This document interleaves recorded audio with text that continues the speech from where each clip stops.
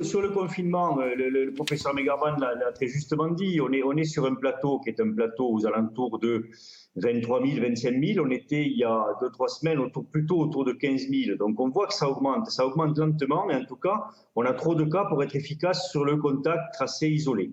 Donc ça, c'est une problématique. Et puis parallèlement, on a effectivement le variant, vous en avez parlé, dont on sait que mathématiquement, dans l'hypothèse la plus pessimiste, il remplacera le virus qui circule sur notre territoire entre le 15 février et début mars, et dans l'hypothèse la plus optimiste, fin mars. Ça, c'est une réalité, on ne peut pas y déroger. Ce n'est pas possible. C'est mathématique, on sait qu'il est plus rapide.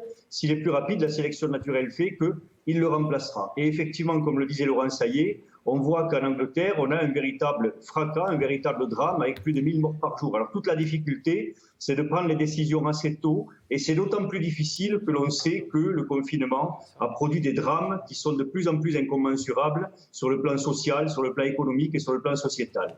Donc c'est extrêmement difficile à prendre comme décision. Il faut vraiment la peser, il faut l'accompagner de mesures qui vont soutenir les Français.